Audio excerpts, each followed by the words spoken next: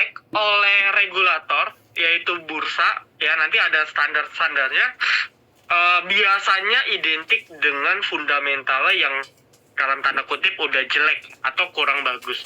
Itu salah satu kriteria. Jadi kalau udah sama masuk FCA, ada kemungkinan ada something yang aneh di fundamentalnya. Kalau kita bicara fundamental, ya. Jadi kalau kalian cek saham-saham FCA itu pada jelek semua, ya. Kebanyakan dulu saham-saham yang di 50. Kan dulu maksimal turun kita cuma 50 ya. Nah, sejak keluar peraturan FCA, jadi saham-saham yang masuk kategori ini bisa turun. Ini kayak dulu ya. Dulu kan cuma di 50. Udah nggak bisa turun. Tapi semenjak kasus FCA, ya, ini berubah. Jadi bisa turun sampai batasnya 0 atau 1, saya lupa. Ya. Turun sampai batasnya adalah 1. Jadi kalau kalian lihat chartnya nih, udah nggak bisa dibaca. Ya, karena cuma titik-titik. Dan setiap hari, itu batas naiknya cuma 10%. Ya, ini saya cerita sedikit ya, sebagai edukasi. Arahnya 10%, ya, ARB-nya kalau nggak salah juga 10%, kurang lebih equal. Dan hanya bisa ditradingkan di jam-jam tertentu. Ya, itu ada jam-jamnya. Jadi kalau kalian lihat bid offer-nya itu cuma akan ganti di jam-jam tertentu. Jadi cara tradingnya pun agak sedikit berbeda. Nah, uniknya karena peraturan ini muncul di 2024 ya, kurang lebih, ya, ketika setahun kemudian hampir semua saham FCA, nggak semua lah, 70% saham FCA dari harga terendahnya itu naik puluhan persen sampai ratusan persen, bahkan ribuan persen. Nah, yang masih bertahan karena biasanya ada berita atau rumor akuisisi, merger, kayak Dada kan katanya dibeli Vanguard lah, masuk F1 lah, ya, dibeli untuk F1, MotoGP, gitu ya, karena kan Dada properti ya, perusahaan properti. Jadi dengan buy rumor, market maker manfaatin itu untuk goreng. Nah, apesnya, ya, sebagai seorang trader, sebagai seorang retail, BTW mohon maaf teman-teman ya, saya lagi pilek banget, pilek berat. Jadi kalau ada suara-suara pilek, sekali lagi saya mohon maaf ya teman-teman ya. Jadi kalau nggak nyaman mohon maaf banget. Oke, kita lanjut. Nah, sayangnya saham FCA ini agak sulit kita tradingkan. Dan kita di silent trader kita nggak pernah rekom, meskipun menggiurkan. Kenapa? Saya kasih alasannya pertama, paling simpel. Jadi kalau teman-teman lihat angka di gambar di sini ini volume ya. Jadi artinya transaksinya sih saham tersebut, si Dada. Nah, kalau kita perhatikan sahamnya naik tinggi sih, tapi nggak ada kesempatan kita untuk dapat barangnya, teman-teman. Jadi kalau meskipun kita ngantri, ya, sama seperti kita antri saham IPO, belum tentu kita dapat sahamnya. Ya, ketika kita dapat sahamnya, apa yang terjadi? Kita cuman jadi tukang cuci piring istilahnya. Kita cuman jadi tempat untuk exit barang-barang yang diakumulasi oleh bandar. Dan ini Dada yang cukup viral ya. Kalau nggak salah, saya hitung-hitung dia kayaknya berhasil TP 200M. Pokoknya udah di atas miliaran lah. Ya, udah di atas miliaran untuk kasus ini. Jadi saham FCA menarik. Ya, saya juga ada pribadi saham-saham FCA yang related. Jadi saham FCA ini ada juga yang related dengan konglomerasi. Ya, contoh ya, kalau Bakri itu nih disclaimer ya, saya juga udah TP, ini LT, ada BNBR, kalian boleh cek sendiri nanti chartnya. Ya, jadi bahkan saya coba iseng, ya, bisa dapat profit, ya, 100% gitu ya, masuk dikit lah, masuk 30 juta, ya dapat lah puluhan juta, cuman, wah, saya pikir agak ngeri. Tapi itu yang terjadi, jadi tetap bisa profit, tapi buat yang nggak disiplin, agak berat. Lalu kita flashback lagi, ada saham-saham dengan perfect fundamental, ya, seperti turnaround company, nanti saya kasih contoh multiple net profit dan sebagainya. Jadi saya kasih satu contoh ya. Ada yang nyangkut di saham ini? BBYB? Ada? Dari 137 ada yang nyangkut di saham ini gak? Diuapin air panas. Oke, thank you ya. Trauma nyangkut di Asha. Waduh. Ini juga saham FCA ya. Naiknya bareng tuh. Semua naiknya di bulan Juli. Ya, jadi jangan buy momentum. Oke, kita balik lagi. Ada? Tadi kayaknya ada ya. Nah, kita harus tahu ya pertanyaan saya tanya dulu ke teman-teman. Teman-teman tahu gak secara fundamental ini BBYB lagi bagus atau lagi jelek? Kalau lagi jelek, jeleknya kenapa? Kalau lagi bagus, bagusnya kenapa?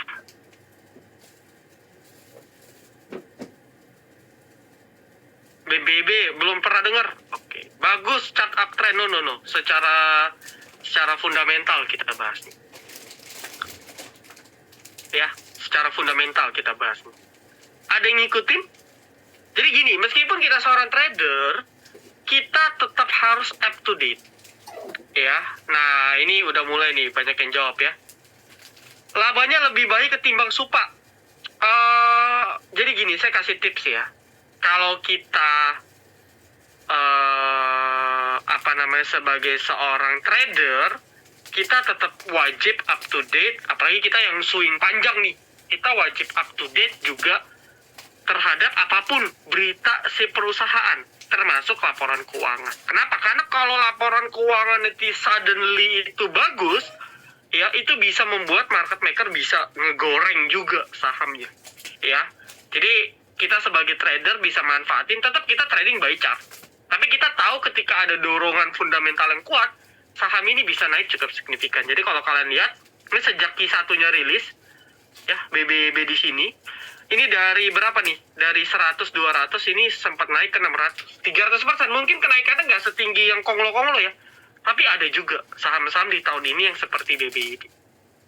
Ya, lalu sawit. Kita punya grup VIP investor, taking profit TAPG, ya saham-saham sawit pada terbang. Itu by fundamental, ada, ya bukan yang nggak ada. Jadi bukan semata-mata saham-saham konglomerasi aja yang naik, tapi sebenarnya ada saham-saham fundamental juga yang bisa naik. Ya, jadi kenapa BBB? Jadi kalau teman-teman lihat, kan dulu naiknya tinggi banget ya, BBB. Ya dulu waktu tahun 2023, 2022, dia sempat ke 2.700, kalian bayangin. Itu perusahaannya minus, rugi. Nah sekarang dengan harganya di sini berbanding yang di sini, perusahaan ini udah untung berkali-kali lipat. Jadi kita sebutnya kalau dalam dunia teknik fundamental kita sebutnya turnaround. Ya, perusahaan yang berhasil dari rugi, kan dia dulu bakar duit ya. Jadi newcomers bakar duit, orang pada nabung, dia mulai ada hasil baru. Hasilnya di 2020. Ya, ini jadi katalis. Ya, lalu pertanyaannya apakah BBB masih bagus atau enggak, nanti di sesi tanya jawab aja ya. Kita lanjut dulu, karena kan materi hari ini spesial terkait mindset dan juga strategi. Ya, jadi ada satu lagi, ya kenapa 2020 ini terbaik? Hampir semua IPO, ya, itu bagus. Terlepas kita dapatnya dikit atau banyak ya. Terlepas kita dapatnya dikit atau banyak kayak CDIA, ya, ada koin, ya, bahkan yang kayak PJHB itu bagus meskipun sekarang udah koreksi terus ya. Tapi kan memang siklus IPO seperti itu. Terus Supa even hari ini jatuh ya, udah selesai gitu kan. Tapi ini juga oke. Ya terakhir LECO walau dapatnya dikit, tapi juga tetap oke. Kayak gitu. Jadi kalian mau trading yang gimana pun, kalau kalian disiplin dan tepat, itu udah pasti profit di tahun 2025. Oke, ini untuk kita recap. Nah, lalu saya udah coba analisa, saya udah coba perhatikan, ya. Ini adalah kurang lebih strategi trading terbaik. Yang mana kalau kalian pakai strategi trading ini di tahun 2025, itu kalian bisa profitnya oke. Kita nggak bisa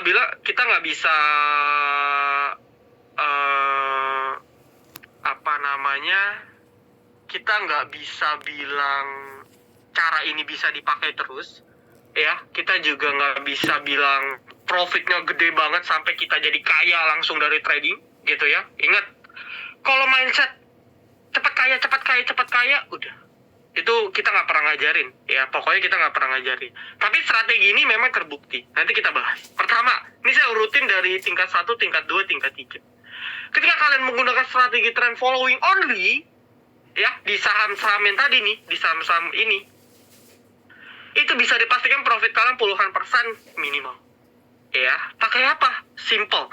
Kita pakai yang namanya multiple moving average angka tinggi. Nah, di sini kenapa multiple? Ya, kita langsung praktek ya. Contoh, saya kasih satu tips. Jadi gini, kalau untuk penentuan angka multiple,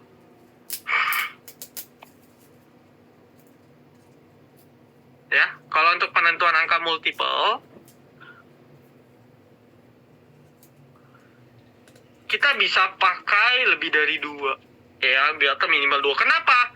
Sebagai validasi. Nah, kalau untuk tipikal trend following, kalian bisa pakai angka start dari 50 atau 60. Jadi ini layer 1, 50, 60. Layer 2-nya, kita bisa pakai entah 100 atau 120. Kenapa? Karena 120 mewakili 6 bulan. Jadi kan moving average itu adalah rata-rata. Ya, rata-rata dari harga, pergerakan harga. Jadi kalau kita pasangnya 120, maka ini adalah rata-rata pergerakan selama 6 bulan terakhir. Kalau 50 atau 60 berarti 1 kuartal. Ya. Nah, jadi kalau kita pakai contoh 2 ini aja, kita bisa mapping. Contohnya sama apa nih? PTRO misalnya, ambil contoh Pak Prayogo. Jadi ketika dari start di sini, strategi gampang kalau pakai moving average ya. Kita start dari awal tahun 2025. Berarti di sini ya. 2025 ya. Ketika si sahamnya Pak Prayogo dengan pakai moving average, ketika dia crossing, jadi teori moving average ialah ketika EMA angka kecil ini garis biru ini ya, memotong ke atas EMA angka besar yang diwakili garis oranye, dan harga candlenya ya, candlesticknya, grafiknya berada di atas 2 garis ini.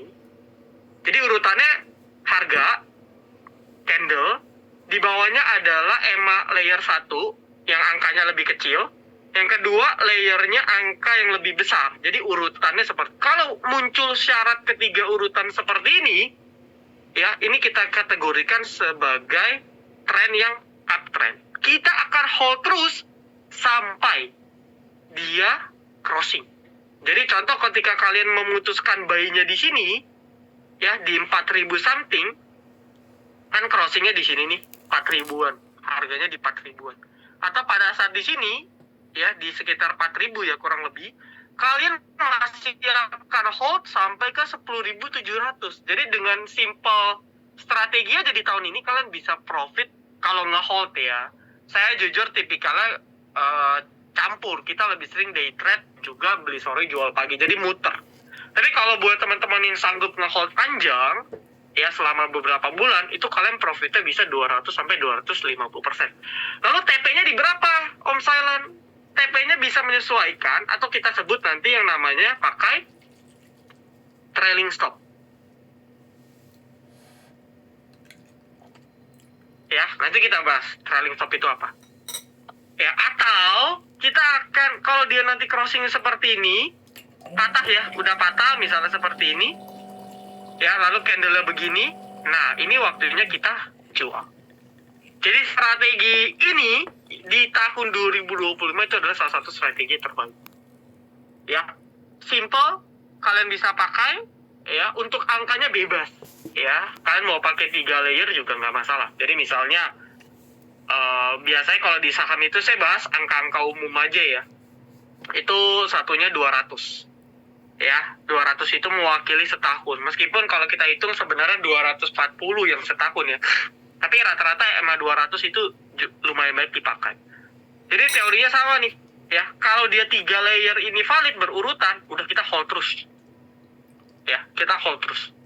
Sampai dia balik arah. Atau sekiranya sampai kita cukup, itu kita hold. Lalu yang kedua ialah breakout trading. Ya, jadi ini bisa dikombinasi. Tapi ada beberapa termasuk kita ya. Kita sering banget rekom jajan sore, atau rekom harian, atau rekom swing, di mana kita tunggu validasi dia breakout. Ya, breakout dari classic resistance atau trend line, dan pasti dengan volume yang tinggi. Jadi contoh ya, kalau tadi trend following adalah mereka belinya pada saat di sini, ya ketika dia udah match ya, berurutan. Kalau breakout trading, dia nunggu buy ketika satu, entah dia breakout di sini, ya, atau breakoutnya pas di sini. Saya mungkin kotakin ya biar kalian kelihatan. Ini kan resisten. Buat kalian yang udah belajar support resist ya. Ini adalah resisten yang kuat dari PTRO. Dari awal tahun di area 43 sampai 45 ini 46 area resisten. Ketika berhasil di breakout dengan volumenya yang meledak, dan nanti kita cek broker summary ya. Broker summary-nya ialah diakumulasi oleh market maker, ya, maka kita belinya di sini. Jadi strategi breakout trading belinya agak lebih tinggi tapi lebih pasti. Sehingga ketika kita beli di 4.700-an, ya, masih sama. Profitnya masih dapat. Ya, jadi kuncinya adalah volumenya tinggi, breakout area resisten yang kuat, ya, atau dia trend line. Trend line itu contoh kayak gini. Nah, kasusnya PTRO kita sebutnya classic resistance. Ya, itu contoh. Lalu berikutnya ialah strategi ketiga, buy on retrace. Ya, kita bisa pakai multiple moving average, classic support atau Fibonacci. Ini untuk yang udah expert. Nanti saya tetap kasih contoh. Ya. Nah, apa itu buy on retrace? Jadi adalah ketika suatu saham breakout, ya seperti ini, selalu teorinya adalah ini kan primary trend. Ini adalah secondary trend. Jadi setiap market naik, trennya begini. Primary, secondary, primary, secondary, primary, secondary. Nah, kita entry ketika sahamnya itu lagi koreksi atau memasuki fase secondary movement. Cara entry-nya gimana? Itulah, kita pakai fungsi salah satunya dari moving average. Cuman, ya, kalau untuk retrace, moving average-nya nggak perlu yang tinggi-tinggi. Kita bisa ganti. Ya, urutannya bisa ganti. Jadi misalnya yang paling tinggi, layer ketiga kita bisa di 120, layer kedua kita bisa di 60, layer ketiga kita bisa di 20, mewakili 1 bulan. Jadi 1 bulan, 20 hari kerja, 2 bulan, ya, 3 bulan, dan juga di setengah tahun. Nah, entry-nya gimana? On silent entry-nya ialah seperti ini. Ya, kalau pakai multiple ya, ketika dia koreksi di area 2 garis ini, mendekati 2 garis ini, ya, tergantung angka yang kita pakai, ya, kita beli. Dan kita combine dengan area support. Contoh ya, waktu dia koreksi seperti ini kan ada ekor nih, 1 ekor dalam di 6.000. Ini kita sebutnya adalah last low. Ya, kalau kalian nonton konten saya di YouTube, saya sebutnya batas invalidation.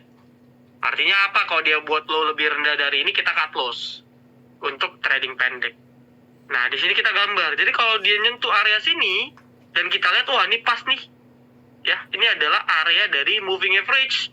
Ya, ada moving average 60, ada 20. Nah, kita bisa beli. Kenapa masih boleh beli Om Silent? Karena kan belum patah. Ya, dia masih berurut. Candle, tingkat 1, tingkat 2, tingkat 3. Ini kalau kita pakai 3 ya. Untuk angkanya menyesuaikan. Kita beli.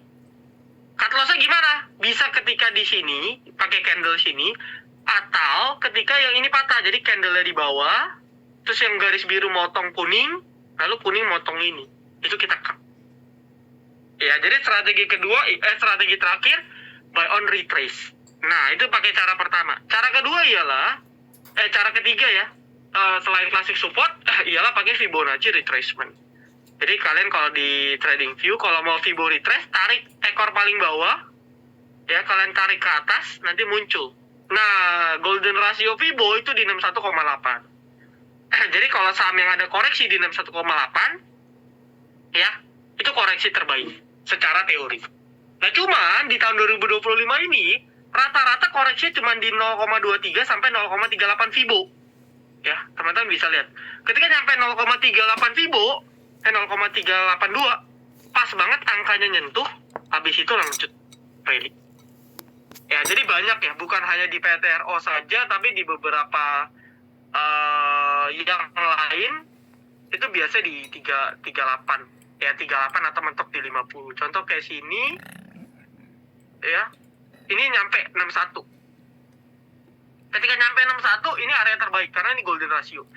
Ketika nyentuh, lanjut rally. Ya, lalu contoh kita ukur lagi nih, Kalau pakai Fibo ya, kalau udah ngerti Fibo sih enak. Ya, satu kita ngukur dari sini.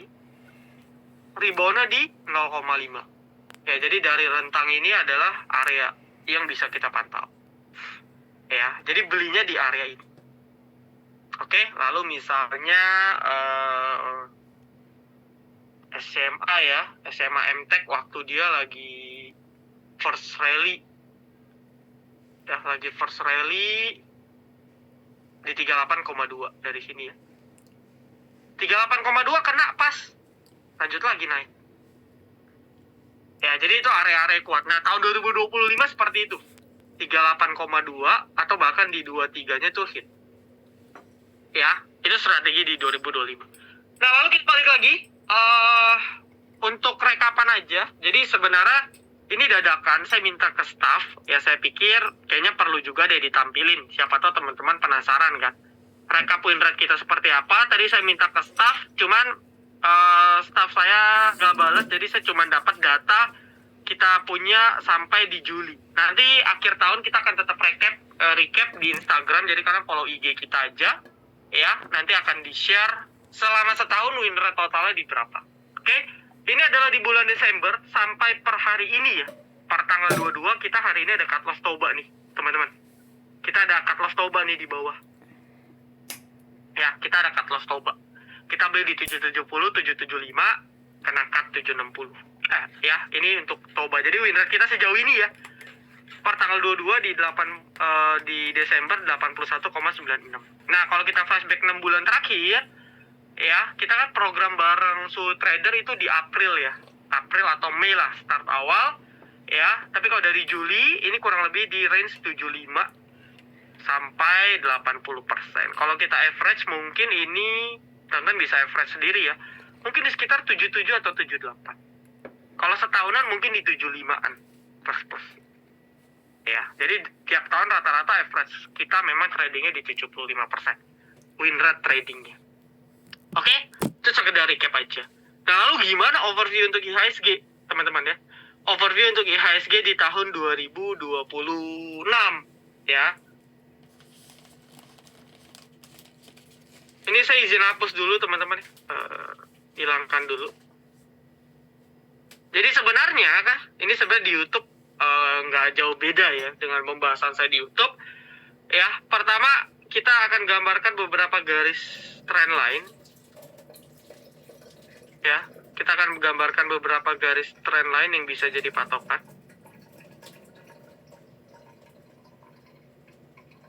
Ini trendline-nya udah patah, udah invalid. Ya, sementara ini yang bisa kita pakai. Minor kedua, trendline minor yang bisa kita pakai. Nah, mungkin jangka pendek kita fokusnya ke yang atas sih. Kita copy, jadi namanya channel.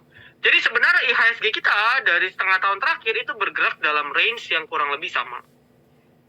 Ya, bergerak dalam range yang kurang lebih sama. Ini kita sebut adalah uptrend channel. Jadi asumsi tidak ada something yang besar, IHSG akan diasumsikan akan terus seperti ini. Akan nurut garis ini sampai dia tembus atas atau tembus bawah, baru arah overview dari IHSG kita bisa berubah, entah itu turun dulu ya, atau dia lanjut naik atau naiknya makin kencang. Jadi sementara IHSG itu masih bergerak dalam range ini ya.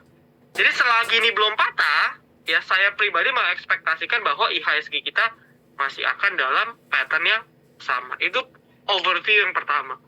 Overview yang kedua ialah setidaknya untuk beberapa bulan ke depan, IHSG kita ada area-area penting ya, yang saya rasa ini udah valid. Pertama, untuk saat ini terdekat, saya lihat di 8.500-an, ini akan jadi area kuat. Jadi, ekspektasi saya, memang kita lihat kan IHSG saat ini tradingnya sepi ya. Dalam 1-2 minggu terakhir, saham-saham Konglo banyak yang koreksi. Saya yakin teman-teman juga mungkin semoga enggak ya, tapi ada juga teman-teman yang nyangkut ya karena nggak disiplin atau beli ketinggian. Bukan nggak bisa naik ya, mungkin saham-saham Konglo nanti kita bahas masih ada potensi. Tapi kalau kalian belinya tinggi ya sama aja bohong ya, kalian butuh waktu untuk profitnya lebih lama. Dan cara ini nggak bisa kalian terus-terusan harap. Jadi contoh, nggak apa-apa misalnya saya nyangkut, nanti juga naik lagi kok. Nah, mindset seperti itu yang ngerusak portofolio kalian. Tadi saya udah cerita ya, Waktu 2021, 2022 tuh banyak trader. Bahkan banyak mentor-mentor bodong tuh buka grup di Telegram. Kenapa? Wah, trading saham gampang banget. Gue jadi owner grup deh. Sekarang, kalau kalian lihat, terutama di grup Telegram ya, itu udah gak banyak. Kalau dulu 100 sampai mungkin 1000-an grup ada. Jadi semua orang buka grup rekomendasi. Kalian merasa gampang, ya. Nah, sama seperti contoh tahun ini nih. Ketika tahun ini kalian rasa, wah kayaknya trading gampang deh. Gue bisa kok trading sendiri. Gue bisa kok jadi kaya, modal 1 juta, jadi 100 juta misalnya. Hati-hati ya, kalau punya mindset terlalu agresif seperti itu, biasanya zong kebanyakan. Bukan berarti nggak bisa, bukan berarti pesimis, tapi kebanyakan nggak bagus. Ya, kenapa? Tadi kan saya sudah sampaikan bahwa di 2025 ini memang tahun terbaik. Sepanjang saya bilang 8 tahun, 9 tahun, ini tahun terbaik. Karena saham gak jelas pun kalian asal beli itu bisa naik. Kalian nyangkut pun selagi nyangkut di saham Konglo, itu pasti ditarik lagi. Tapi apakah 2026 akan sama? Nanti kita bahas mindset. Oke, kita balik lagi ke IHSG. Jadi, untuk jangka yang lebih pendek, saya merasa IHSG akan masih berada dalam rentang yang sideways. Jadi, dia nggak akan bisa, akan sangat sulit untuk close di bawah 4890-an. Kenapa kalau sampai close di sini? Ini patah tren. Ya, jadi kalau kita belajar identifikasi tren, ini kita sebut adalah invalidation atau last low. Ini juga last low, tapi saya ambil last low-nya yang di sini. Jadi harusnya IHSG akan koreksinya dan rentangnya di sini-sini aja. Bisa dalam jangka waktu tertentu, sebelum nanti lanjut naik, atau dikoreksi dulu. Ini area 1. Jadi selagi IHSG kita masih dalam rentang yang sama, ya teman-teman gak usah khawatir. Selagi dia masih dalam rentang yang sama ya. Selagi dalam rentang yang sama, teman-teman gak usah khawatir.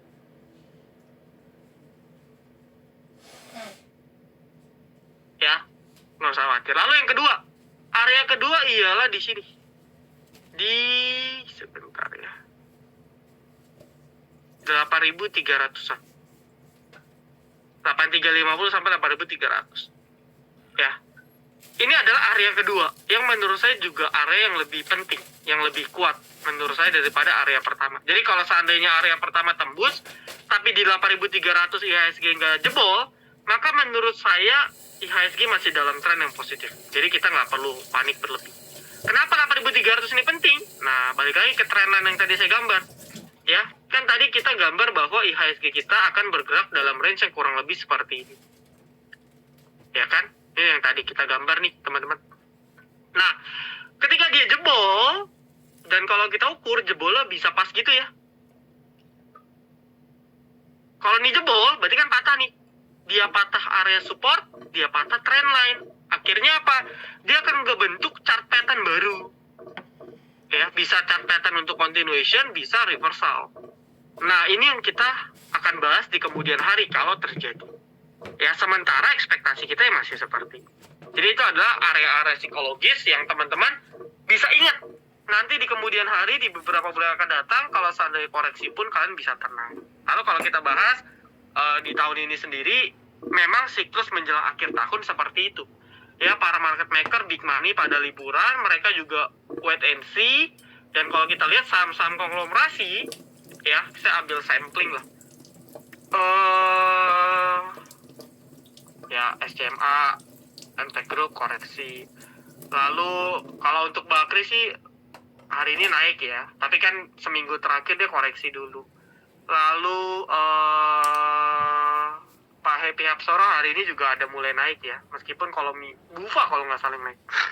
Ya, tapi seminggu terakhir koreksi. Lalu emiten Pak Prayogo, BRPT tumbang, KDA koreksi, cuan koreksi gitu ya. Lalu emitennya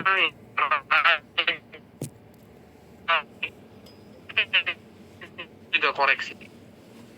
Tadi saya bilang ya, berhubung lebaran ya, sekalian secondary movement. Bisa nanti continuation, bisa nanti dia udah reversal. Nah, gimana cara cari taunya?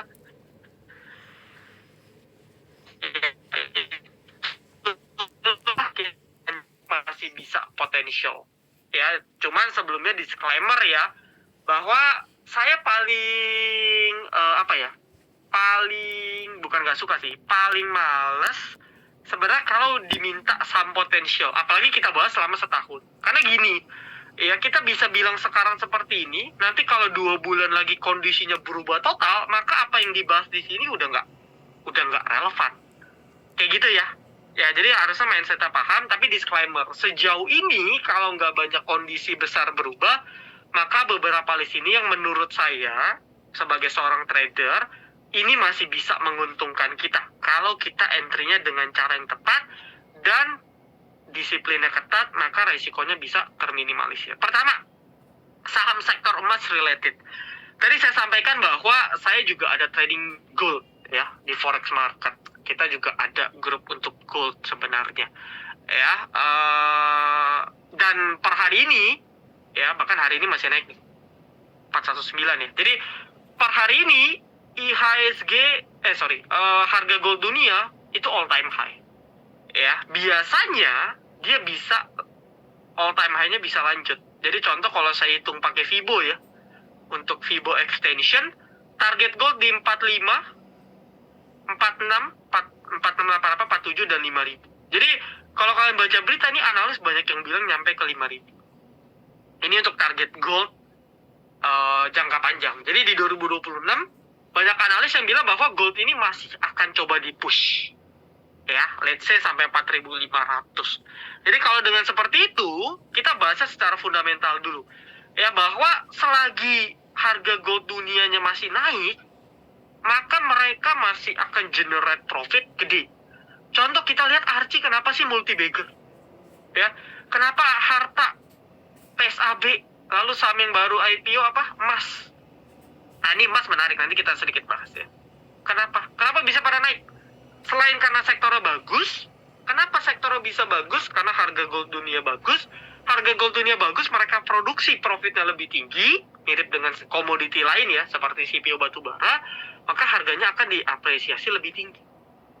Ya, jadi dengan ekspektasi harga gold dunia yang masih kenceng, maka saham-saham seperti ini masih layak. Dengan catatan, kita entry-nya di area-area dan teknik-teknik yang tepat. Nah, teknik yang tepat gimana, Om Silent? Coba dong kasih tahu, nanti saya akan share. Ya, ini kita contoh lagi pakai Fibonacci ya. Fibonacci pertama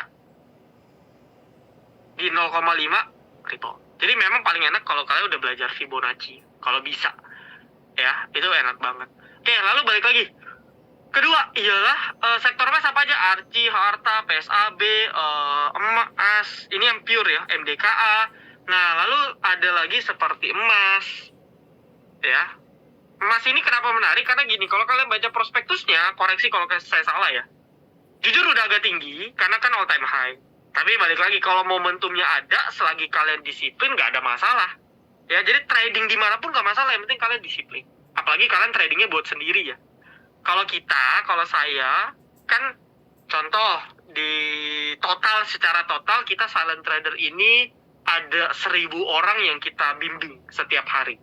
Di Mandiri Sekuritas sendiri, nanti bisa tanya Mbak Wita, di Suhu Trader, mungkin udah 150 sampai 200 member ya yang di grup WA itu join program Suhu Trader kita. Ya, belum di tempat lain total 1000. Karena untuk tradingnya 1000 orang, maka saya biasa pilih-pilih saham. Jadi ada saham yang dia naik terus, tapi likuiditasnya kecil, saya nggak rekom. Tadi ada yang nanya kalau nggak salah, Om kenapa nggak Gia rekomen nggak? Saya biasanya kalau udah saham-saham seperti itu, saya udah nggak ngecek. Kenapa? Karena likuiditas, terus belum lagi FCA, saya nggak bisa rekom.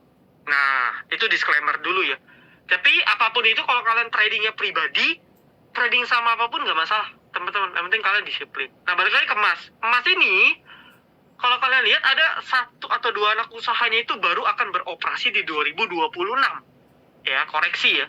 Nah, ketika harga goldnya masih tinggi di 2026 dan dia beroperasi, berarti kan dia akan generate profit, generate sales lebih tinggi.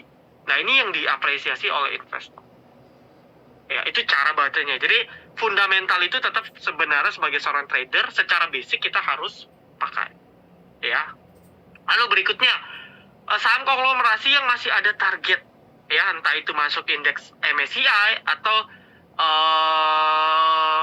indeks FTSE, ya, atau saham-saham konglomerasi yang memang secara fundamental masih lanjut. Ya, jadi kan after After MSCI kan dia dapat inflow.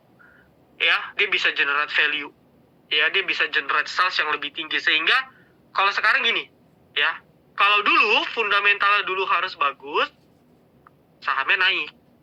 Kalau sekarang, ya, sahamnya naik dulu, ya, generate flow-nya oke, baru nanti berubah fundamentalnya. Jadi kebalik.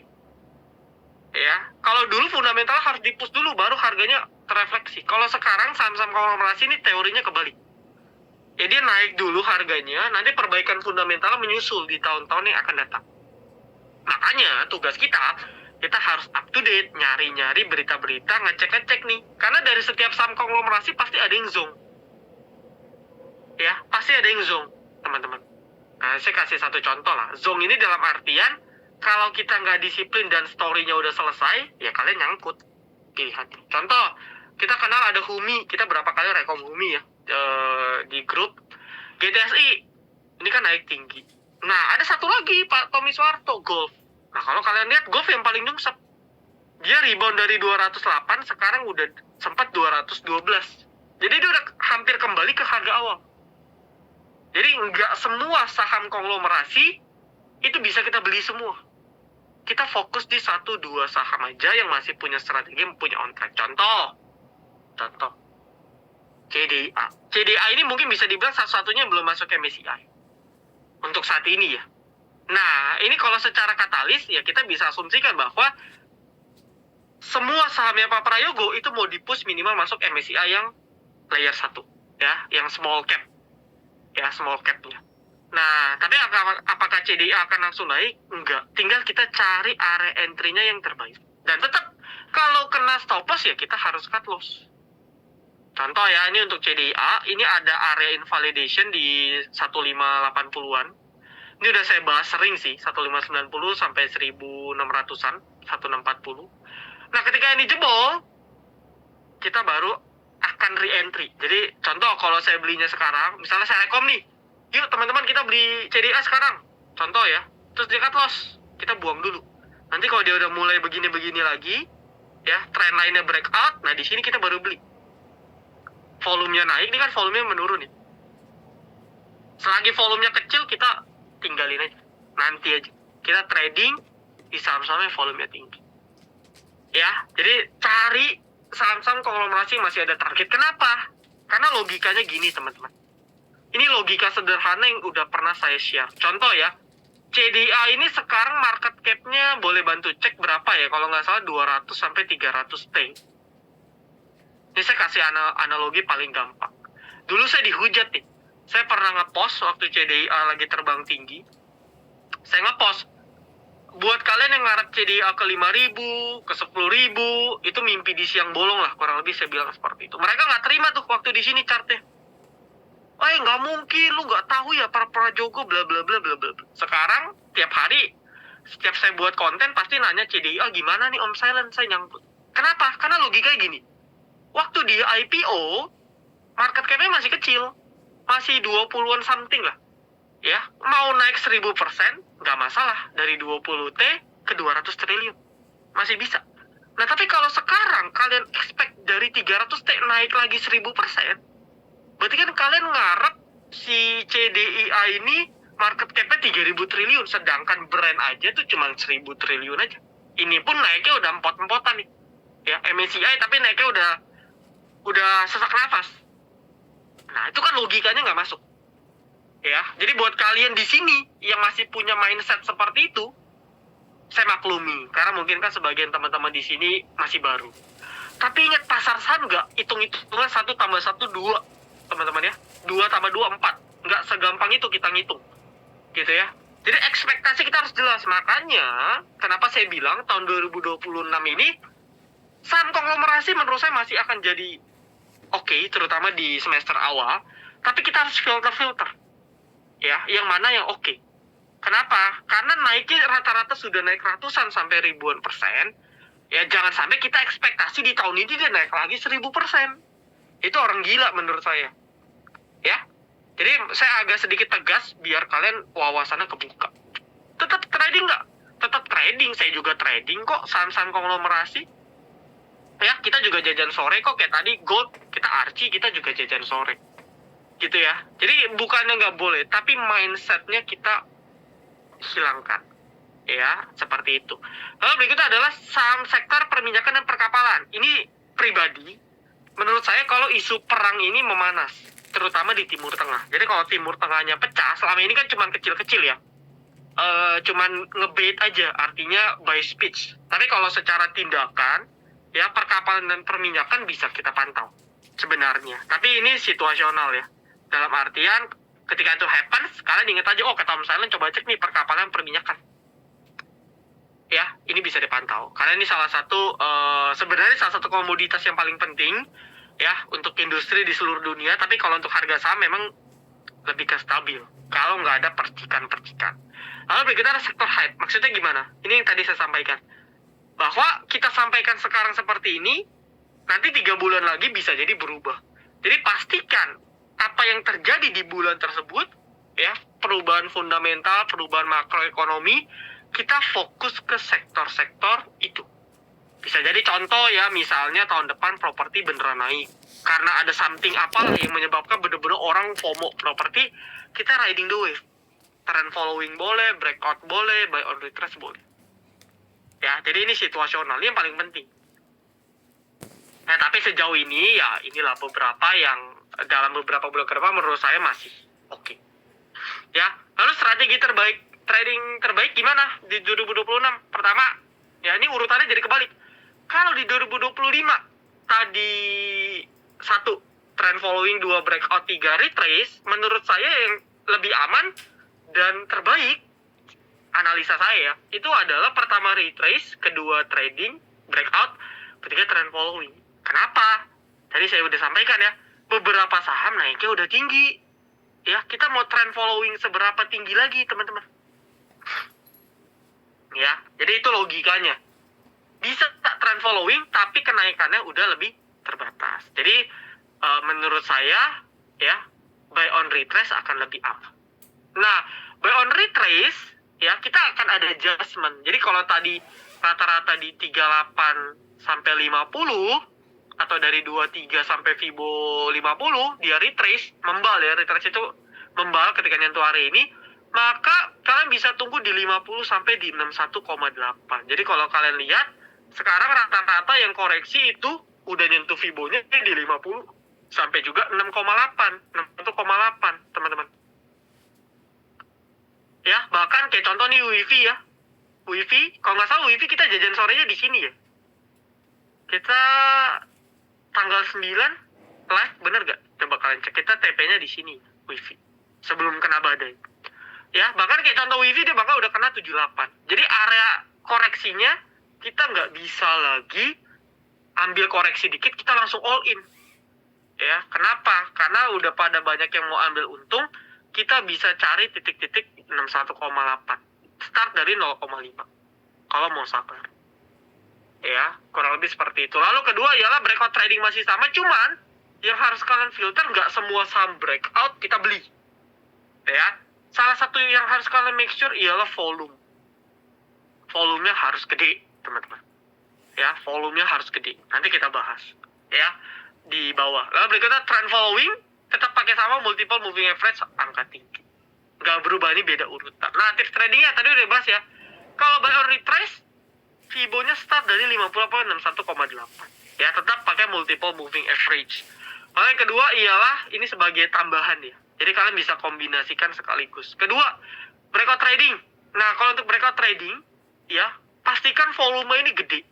Jadi kadang ada saham dia breakout, tapi breakoutnya ini kecil. Ya, kecil ini dalam artian, bentar, saya cari contoh ya. Mungkin nanti kalau ada pembahasan saham nanti kita cari ya. Cari contoh. Jadi kalau breakoutnya contoh kayak gini. Ini contoh saham yang ketika breakout volumenya gede. Nih ya, ini kan breakout nih. Volumenya gede nih di sini. Nah, ini ciri-ciri yang masih oke. Tapi kalau dia misalnya breakout tapi volumenya lebih rendah dari rata-rata atau kecil banget, itu biasanya semu. Ya, semu dalam artian itu biasanya false break. Ya, itu harus hati-hati. Jadi pastikan volumenya ini meledak cukup tinggi. Oke? Jadi kalau dia volumenya nggak tinggi sampai closingan, kalian pikir-pikir, boleh buat jajan sore, tapi kalau untuk swing trade, hati-hati. Ya.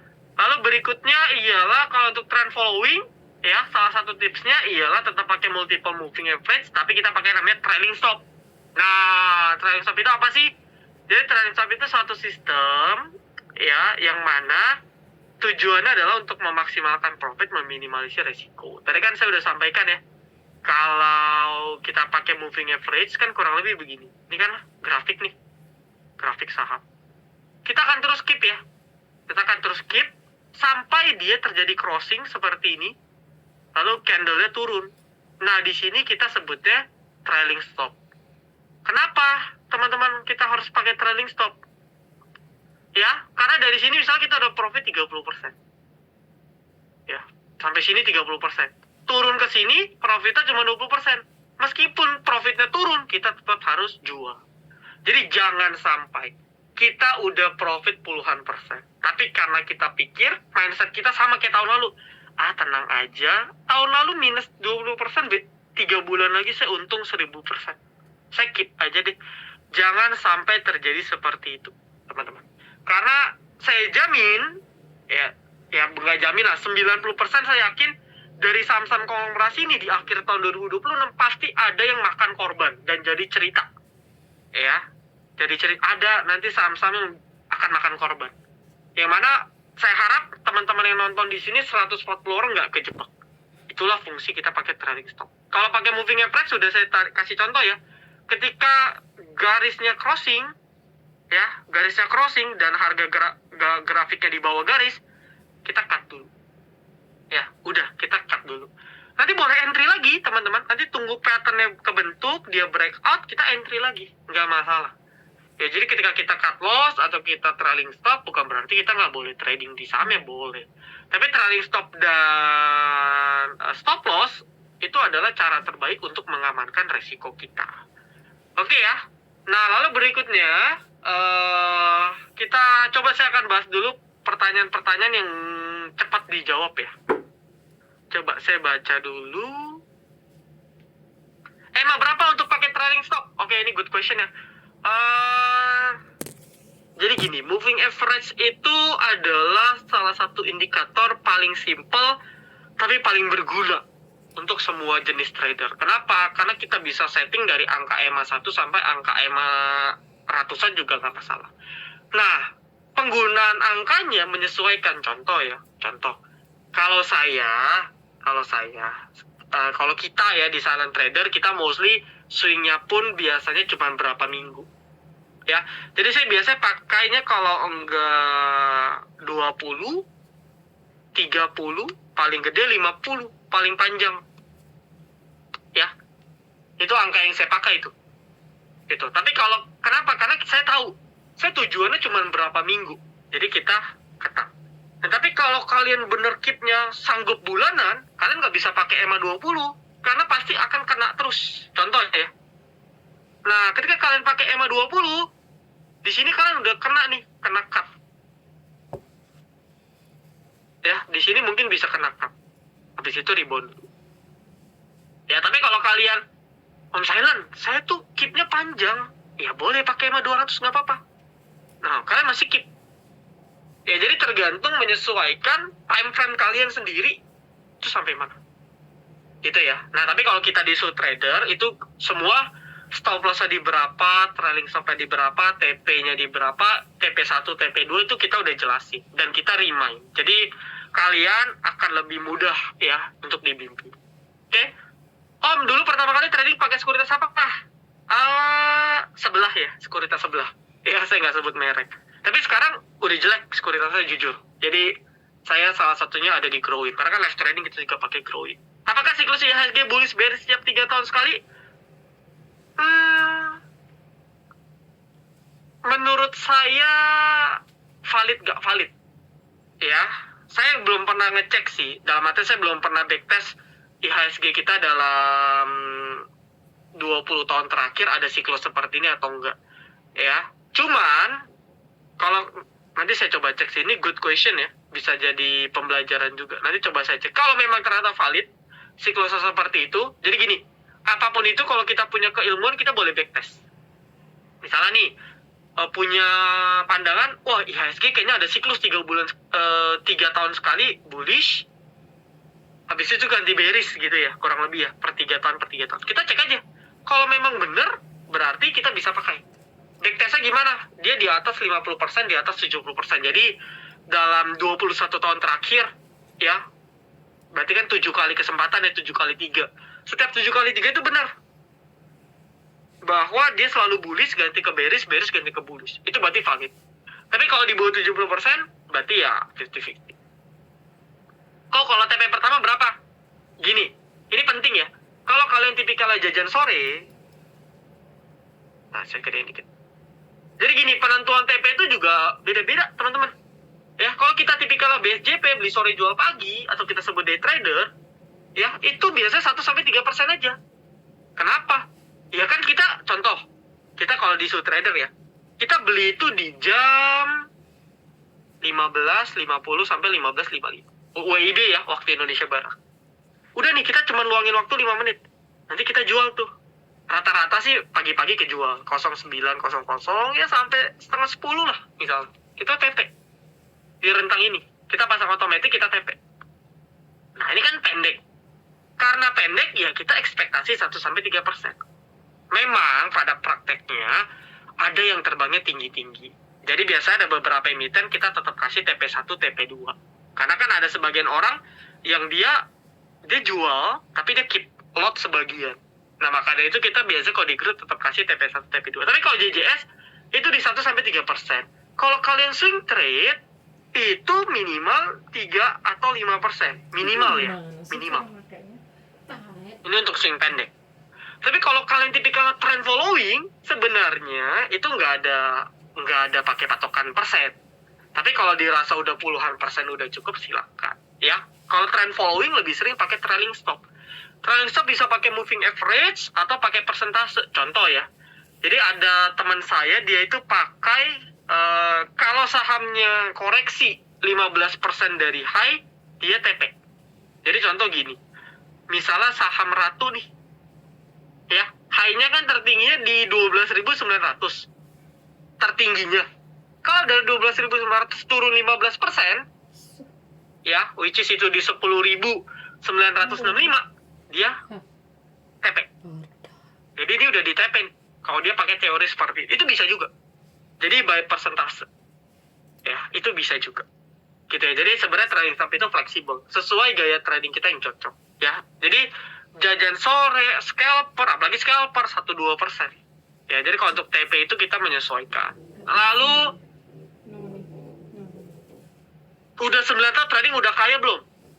Saya sih nggak berani bilang saya kaya ya, teman-teman. Ya, saya juga nggak punya McLaren. Ya ini pertanyaannya McLarennya warna apa nih?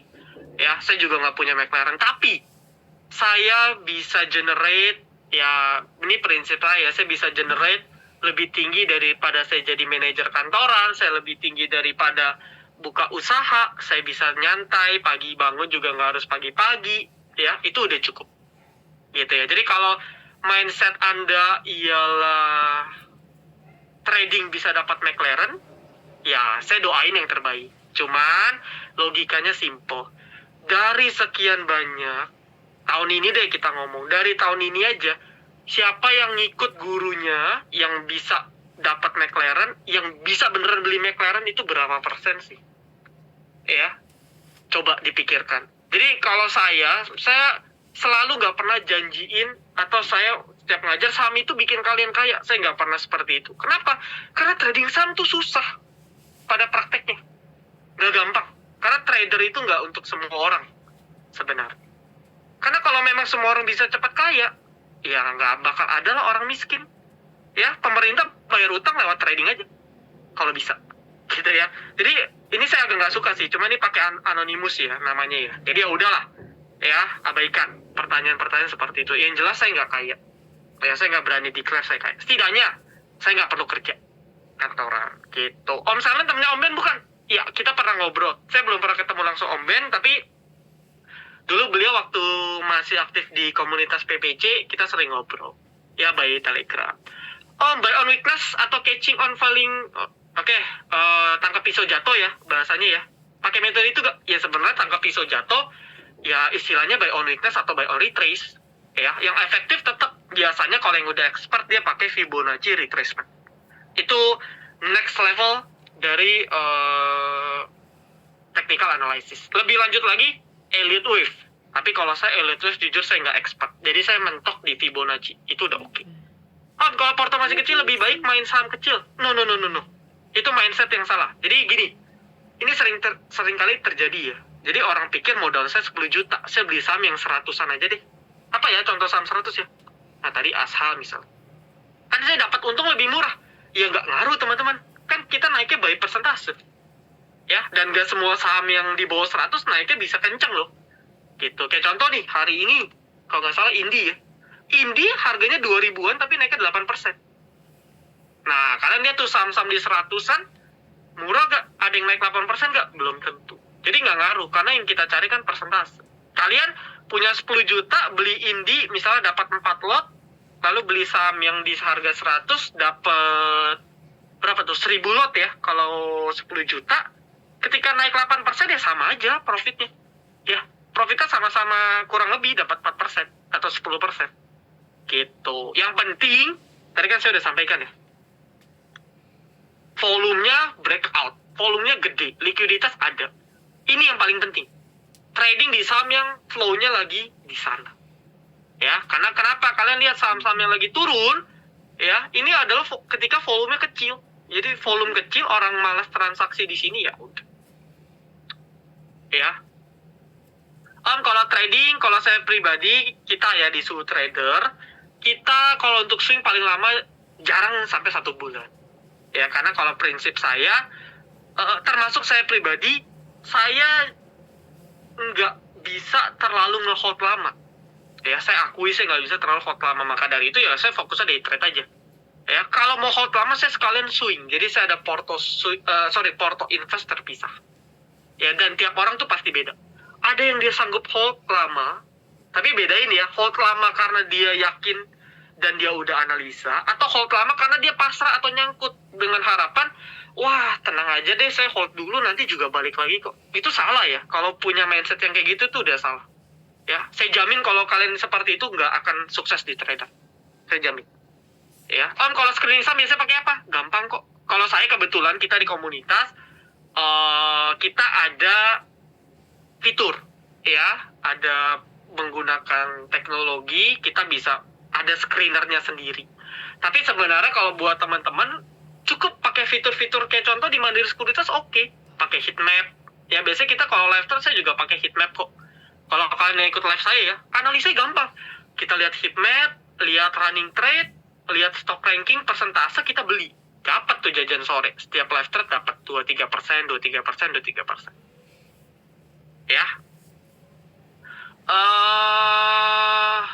Lalu pertanyaan berikutnya, udah 8 tahun. Iya, kurang lebih. Boleh di-share AUM Porto sekarang berapa? Kalau untuk AUM ya.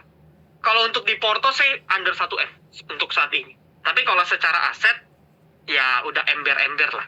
Tapi saya belum nyampe belasan ember. Tapi udah ember. Ember tahu ya maksudnya ya? Ember. Ya.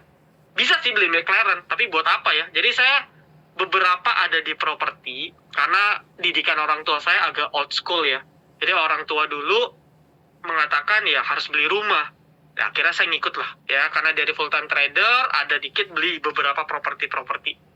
Jadi saya kepecah ya, ada di properti, ada di bisnis sendiri ya. Kalau untuk saham under 1M saat ini ya.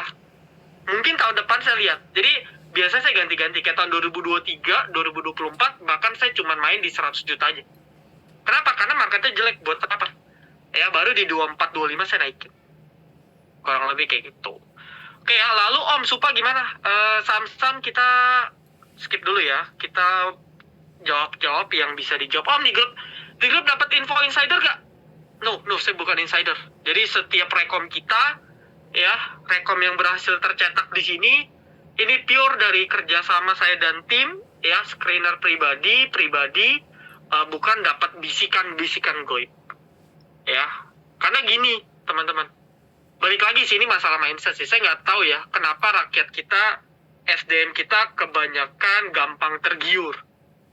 Karena nggak semua info insider itu bisa menguntungkan. Jadi saya ada satu cerita. Bisa dibilang nih satu influencer juga ya di bidang keuangan. Dia sama temennya ya.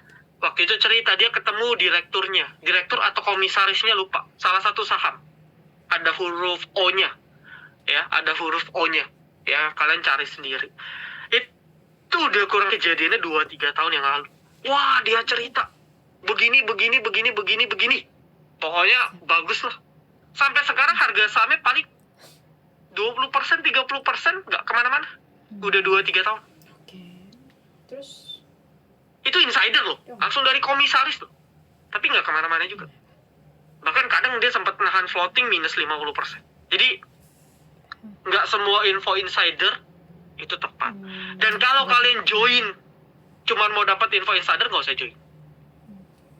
Ya, gitu. Om nih temennya Hengki Adinata ya? Yes, Ko Hengki. Kita dulu berapa kali juga live bareng Ko Hengki kok di Instagram.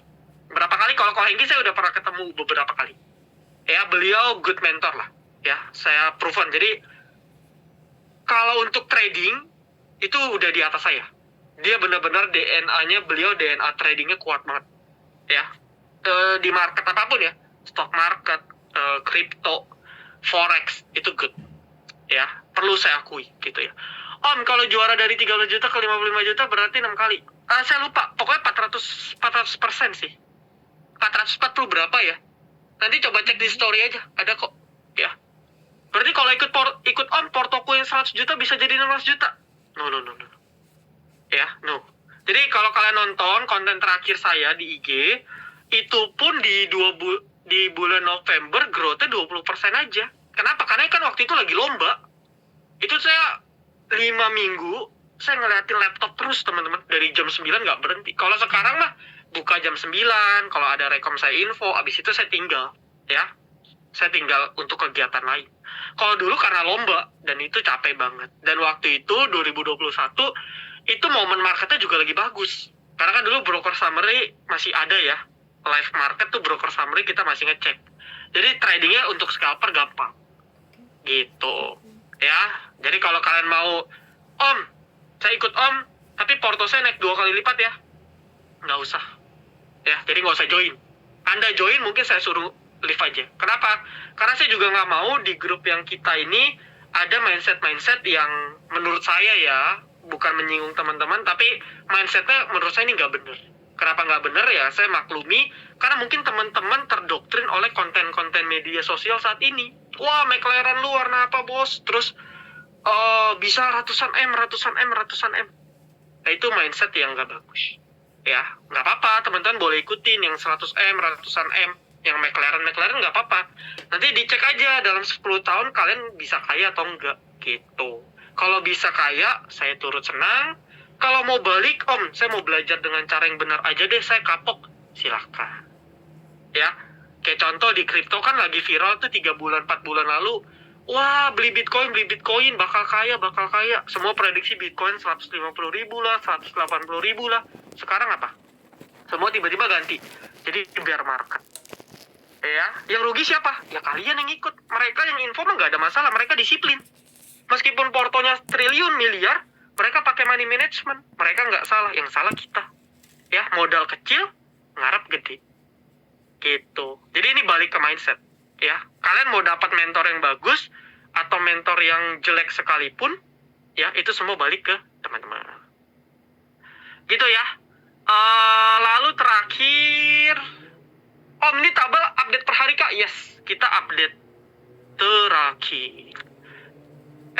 Kok update terakhir? Sorry, update tiap hari. Jadi pagi-pagi kita update. Saham yang on track itu artinya yang masih rekom ya, apa aja. Nanti sesi 1 kita info, yang udah kena cut loss ya apa aja. Ya, kalau di IG kita tiap hari upload kok. Mau cut loss kita info, mau TP kita info. Ya. Kalau Broksum gitu nariknya dalam jangka waktu berapa lama ya? Ini tergantung. Tapi biasanya kalau untuk broker summary ya, bentar. Mbak Wita ini izin telat 5-10 menit lagi oke ya teman-teman, oke ya? Aman Mas, aman. Lanjut. Oke, lanjut ya. Karena kayaknya sih ada satu slide lagi lupa. Oke, lanjut dulu. Jadi untuk broker summary, jadi gini, biasanya saya nge-track dari awal dia rally atau volumenya gede. Ya, jadi contoh nih, Anda mau cek Indi. Pada saat dia breakout kencang, nah kita ngitung dari sini sampai sini misal. Kita hitung nih, tarikannya tanggalnya berapa. Tapi kalau udah lebih dari 3 bulan, saya biasanya udah nggak tarik. Jadi biasanya paling lama saya 3 bulan. Kenapa? Contoh gini, kita beli sore jual pagi, atau kita beli hari ini jual lusa. Tapi kita ngitungin tuh barang bandar sampai 1 tahun. Buat apa? Orang kita besok jual kok. Paham ya maksudnya ya? Jadi semua teknik analisis itu kita modifikasi sesuai kebutuhan kita. Lalu kedua, semakin panjang kita tarik, datanya semakin nggak akurat. Contoh, ada broker-broker tertentu, misalnya CC. Ya, misal broker CC ya, Mandiri Sekuritas. Kalau kita tarik selama 1 tahun, itu udah nggak, validasinya udah kecil. Kenapa? CC itu saya pakai CC, teman-teman di sini semua pakai Mandiri Sekuritas, teman-teman di saham Indi, tiap hari ada trading misalnya di saham Indi, itu kan terkategorinya CC. Jadi semakin lama kita tarik, angkanya nggak valid. Kita jadi nggak bisa bedain mana yang benar-benar institusi, big money, atau retail. Kayak gitu. Paham ya mindsetnya ya? Jadi biasa 1 bulan tuh udah cukup lama. Kalau John Sutra dapat table, bukan dapat table aja ya. Jadi table ini rekapan ya. Nanti pada saat live trade itu akan contoh, misalnya kita ada satu saham kita rekom nih di jam 10 lah, di jam 12 lah. Itu tergantung, kalau momennya lagi oke kita langsung rekom ya. Itu ada grupnya gitu ya. Nanti baru direkap dalam bentuk tabel. Jadi pagi-pagi di-share ulang, Bapak Ibu, ini ya saham-saham kita yang masih on track. Jadi kurang lebih kayak gini lah. SMA buy-nya di berapa, stop loss-nya di berapa, TP1, TP2. Ya, itu diupdate tiap hari. Ya. Dan grup ada staff juga, saya ada 2 staff. Jadi teman-teman gak usah khawatir. Bisa tanya-tanya, konsultasi juga boleh. Kita lanjut lagi ya. Seperti Jiwasraya ya. Wah, itu Jiwasraya itu kasus lama juga tuh. Ya, itu salah satunya. Butuh berapa modal untuk jadi full time trader? 500-100 M. 100 M. 500 sampai 1 M. Tapi gini, semakin gede modal, contoh ya, misalnya kalian jago banget dengan modal 10 juta. Belum tentu kalian jago banget trading dengan modal 1 miliar. Beda. Psikologisnya beda. Ya karena 10 juta kalian rugi 50%, kalian baru minus 5 juta. Tapi kalau 1 M, kalian minus 1% aja kalian udah 10 juta. Ya, jadi beda. Makin gede modal, tantangannya juga makin besar. Ya, dan saya akui ketika saya waktu itu coba trade di porto yang miliaran sekali entry, itu psikologi saya agak berat. Ya, jadi makanya saya reduce. Wah, kayaknya untuk saat ini saya masih maintain di ratusan sampai mentok 1 M aja. Karena psikologis makin tinggi makin beda. Oke ya.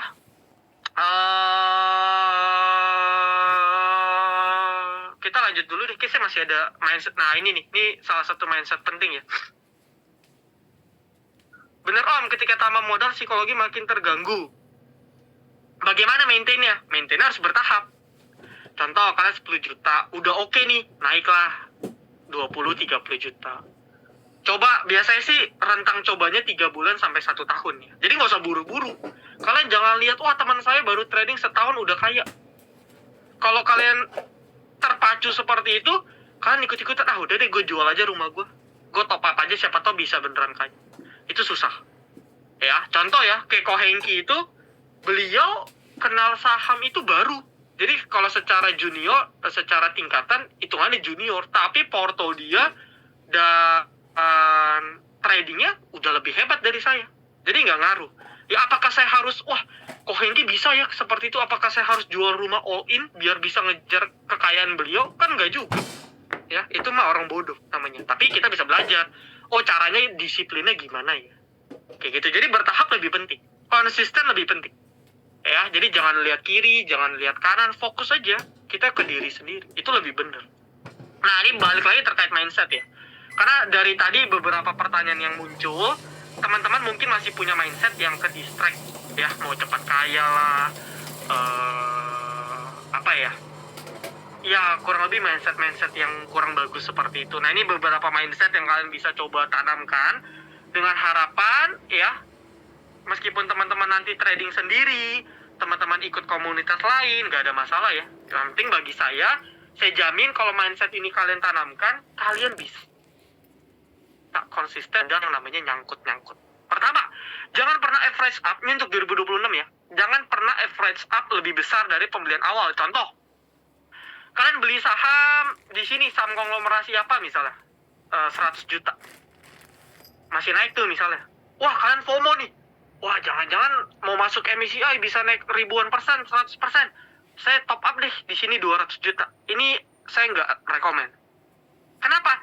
Karena average up itu harus dilakukan ketika kalian yakin banget. Catat ya. Kalau kalian yakin banget tuh bukan karena dapat info insider, tapi kalian udah analisa secara menyeluruh, kalian udah hitungin ketika plan ini gagal, kalian akan siap exit di harga berapa? Ya contoh nih, oke saya tambah di sini, tapi saya cut loss-nya di sini. Kalau kalian punya plan sejelas itu dan kalian siap disiplin, boleh. Tapi kalau enggak, jangan pernah average up nilainya lebih tinggi. Kalau mau tambah boleh. Jadi contoh di sini kalian 100 juta. Ya. Kayaknya dia retest nih pakai caranya Om Silent Fibo. Oke nih, tambah boleh 30 juta, 50 juta. Nggak masalah. Ya, kalian boleh nambah lagi. Nanti naik lagi, misalnya lot yang di sini kalian jual dulu. Nanti turun entry lagi. Nggak masalah. Tapi jangan menyamai atau bahkan lebih besar. Itu nggak rekomen. Ya, tapi kalau masih mau dicoba silahkan. Ya. Lalu berikutnya jangan pernah average down di saham yang patah trend. Ya, jadi seperti yang saya bilang, saham-saham yang superior tahun ini ada sebagian yang pasti akan makan korban. Jadi jangan sampai kalian punya berekspektasi, oh tenang aja Om Silent. Ya saya average down lagi deh, udah turun nih 20%. Ya, contoh. Saya kasih contoh paling gampang di WiFi. Ini contoh paling gampang. Jadi kalau kita lihat waktu satu candle gede ini, jujur saya ada trading lagi pribadi. Cut loss juga saya. Ya, waktu tiba-tiba kan sesi 2 dibantingin. Cut loss. Ya, tapi saya cut loss hari besoknya.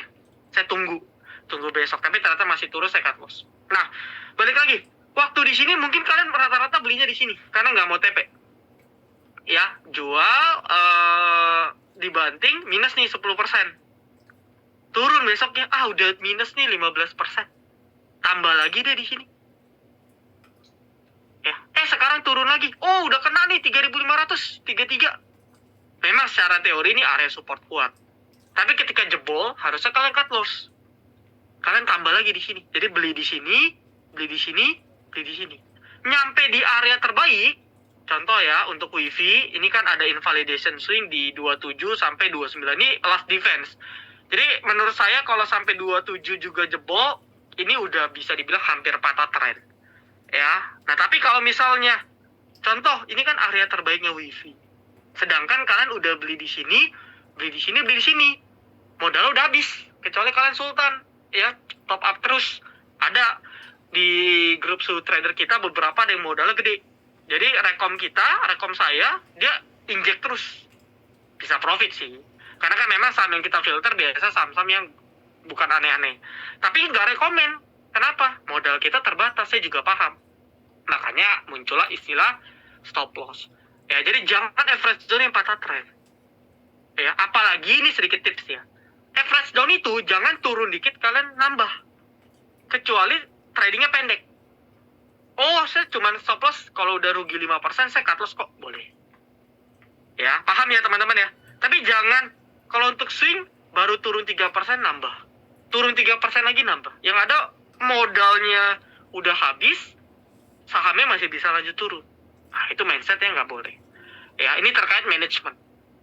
Ketiga, tidak semua saham hype atau konglo akan naik terus. Jangan kasih makan market maker atau bandar. Ini saya rasa udah sampaikan berkali-kali.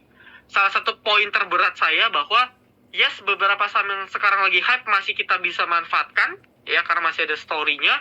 Tapi jangan sampai ya kalian yang jadi korban. 130-an orang yang masih tonton, saya harap teman-teman jangan sampai jadi korban. Ya, karena setiap siklus market ya om tante saya 2008 2009 tuh udah cerita sama ya. Kalau dulu ya salah satunya grup Bakri Bumi lebih gila lagi dulu, dari ratusan ke 8.000 ya. Siapa yang nggak FOMO? Mereka masih sekarang mereka tetap sih rugi banyak ya, nggak bisa cover ke 8.000 gitu. Lalu muncul lagi di tahun 2021 sampai 2023 itu saham satu farmasi ya, untuk vaksin nih. Kalian kalau mau lihat saham vaksin ini KF, INAF tuh. FOMO tinggi banget. Berapa nih? Di 7.000. Sekarang 500. Dia mau naik sampai ratusan persen pun nih masih rugi banyak ya. Lalu misalnya contoh BBB, kita lihat BBB lagi naik kenceng nih. Tapi kalau berdasarkan siklus, teman-teman banyak loh yang beli di sini. Di 2000, ini mereka masih nyangkut. Jadi jangan sampai kalian akan mengalami hal yang sama. Apalagi udah nonton, udah ikut webinar Om Silent nih. Wah, saya sedih sih kalau kalian masih kejadian. Tapi doa bagi kita semoga enggak ya. Apalagi yang udah join Su Trader, kita udah belajar disiplin banget, harusnya nggak akan kena ya. Lalu berikutnya, selalu trading di saham yang high frequency, high volume, dan liquidity. Ini penting. Liquidity itu artinya apa sih? Kita bisa beli, kita bisa jual. Cara ceknya gimana ya? Cek aja volume hariannya dan bid offernya. Ya, kalau bid offernya cuma 10, wah agak susah. Ya, contoh saham Bumi, kalian mau masuk 10M, 100M pun bisa. Ya, tapi kalau kalian ke saham-saham yang nggak jelas, masuk 10 juta pun bisa masuk, susah keluar. Gitu ya. Jadi liquidity itu penting, terutama bagi kita yang modalnya udah gede. Tadi kan beberapa yang bilang, Om saya modal saya 100, modal saya 300. Nah, liquidity paling penting. Kecuali kalian masih baru coba ya, modal kalian under 1 juta, ya semua saham kalian boleh coba. Tapi kalau kayak kita modalnya udah tinggi, apalagi saya rekom untuk 1.000 orang. Kalau satu orang aja punya 10 juta, berarti minimal tuh 10M transaksinya ada di saham tersebut. Kenapa? Kalau nggak kita nggak bisa exit. Nah, itu bedanya ya. Jadi kesulitannya bukan hanya untuk trading pribadi, kita harus filter lagi saham apa yang bisa dibeli untuk semua orang. Lalu yang terakhir, cari komunitas atau mentor yang tepat ya. Kalau di Su Trader ini kan banyak ya. Su Trader ini ada 23, kalian cari aja.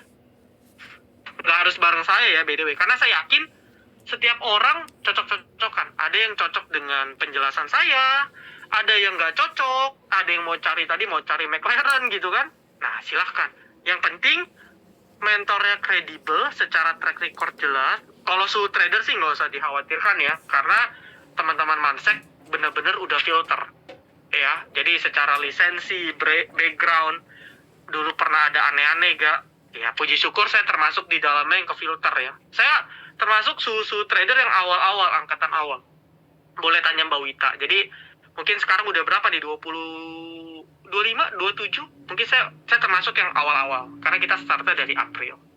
Kayak gitu. Jadi cari yang cocok dengan teman-teman, cari yang tepat, kecuali kalian udah punya satu metode yang kalian udah uji selama 1 tahun, 2 tahun dan berhasil, trading sendiri nggak apa-apa. Tapi kalau kalian berasa udah coba banyak cara kok masih nggak untung, apalagi seperti yang saya bilang, 2025 tahun yang harusnya cukup gampang untuk profit, tapi kalian masih nggak profit, itu tanda tanya. Gitu. Ya, jadi mohon maaf, tadi sih saya pikirnya kita ini mau ada sesi konsul porto, ternyata penjelasan saya cukup panjang karena banyak poin-poin penting, karena kan ini bekal ya. Ibaratnya webinar ini kan bekal untuk tahun depan. Jadi untuk yang nanya-nanya saya mungkin kita nggak bahas secara spesifik. Cuman untuk terakhir, saya akan sekali lagi jawab ya. Sekali lagi akan jawab pertanyaan-pertanyaan yang bisa saya jawab secara langsung. Ya, Om ada main day trade, intraday, flash trade? Ada. Ya kita kan beli sore jual pagi atau beli pagi jual sore itu kan kategorinya day trade. Tapi sebenarnya sih nggak usah pusing ya. Kalian nggak usah pusing apa itu scalper, apa itu intraday. Yang penting ketika kalian entry, beli saham A, kalian udah tahu TP-nya di berapa, kalian udah tahu stop loss-nya di berapa, itu udah cukup. terserah lah kalian mau namain itu copet, mau namain itu intraday, mau namain itu fast trade, nggak peduli. Kalau bagi saya yang penting jelas TP-nya di berapa, risk reward-nya berapa, apakah metode yang kita pakai waktu beli udah kita backtest, udah itu aja yang kita pentingin. Penamaan nomor sekian, ya. Keren Om, thanks buat penjelasannya, semoga bermanfaat ya. Sekali lagi mohon maaf kalau saya ada perkataan yang secara tidak langsung menyinggung teman-teman. Ya, mohon maaf. Tapi saya rasa saya harus tegas. Karena beberapa ada yang saya rasa punya mindset yang agak kurang bagus. Ya, dan ya saya udah lihat lah selama 8 tahun, selama saya 6 tahun buat komunitas, saya udah ketemu ribuan, sampai puluhan ribu orang dengan berbagai karakter. Rata-rata ya, yang masih bertahan di pasar modal tuh nggak banyak. Teman-teman, nggak banyak. Kenapa ya? Karena tadi menyepelekan hal-hal kecil tadi. Oke ya. Oke, ini ada satu pertanyaan bagus nih. Om, idealnya satu porto berapa emiten untuk efektif? Ini pertanyaannya sama ya, Pak Hartato sama Pak Erwin. Kalau 10 saham efisien nggak? Jadi gini. Ini kita bahas ya. Kalau untuk invest itu 3 sebenarnya sama sih. Kalau untuk invest 3 sampai 5. Dan sektornya beda-beda. Ya, kalau yang namanya diversifikasi, pastikan sektornya beda. Ya, sama kalau untuk trading, sebenarnya 3 sampai 5 paling ideal. Karena gini, kalau 10 saham kan masing-masing cuma 10%. Ya. Ini satu naik, satu turun, satu naik, satu turun ya. Porto kalian ya begitu-gitu aja. Ya, itu satu. Kedua, ada lagi dia 10 saham atau 5 saham deh. Dia udah efisien nih 5 saham, tapi ini sering banget ya, kalau yang konsul ke saya sering banget, dia 5 saham. Misalnya saham saham A, porsi dia 70% dari modal. Misalnya modal 10 juta, 7 jutanya di A. Sisanya B, C, D, E, ini cuman 1 juta, 1 juta, 500 ribu, 500 ribu. Jadi meskipun ini naik tinggi, sekali ini turun ya selesai. Buat apa? Ya, diversifikasi itu sering banget saya nemu. Porto dia yang nyangkut 100 juta, sahamnya ada 20-an, sisanya cuma 1 juta 500, 1 juta 700 ribu, 3 juta. Itu nggak bagus. Jadi lebih baik bagi rata. Atau kalau kalian, tapi kan kalau bagi rata nggak efektif on silent ya, kalian 2 sampai 3 saham aja, atau 2 sampai 4. Jadi kan baginya gede nih, satu saham bisa 50 sampai 25%. Gitu. Boleh ya, bukan berarti setiap saham harus porsinya sama, tapi misalnya 130, 120, 115, 135 boleh, cuman jangan jomplang kayak tadi. Itu sama aja kalian concentrated, all in hitungannya. Ya, kalau mau all in sekalian gitu. Itu satu. Lalu yang kedua, diversifikasi. Memang sih contoh ya, kalian 3 saham aja, tapi contoh kalian belinya SMA, ya kan? Lalu kalian belinya MTEK, lalu kalian ikut IPO Supa, ya sama aja bohong. Sekali turun hancur langsung, tewas. Kalian harus pisah. Satu Bumi mewakili grup Bakri, satu masuk Raja Happy Hapsoro, satu cicil CDIA. Misalnya SMA lagi disupport nih, satu masuk SMA. Ini baru bener. Porsinya juga rata. Ini baru bener. Ini good question ya, Ini baru bener. Makanya kalau teman-teman lihat, kita di Trader itu biasa kita ganti-ganti. Kalau habis rekom Bumi, ya jarang yang double ya.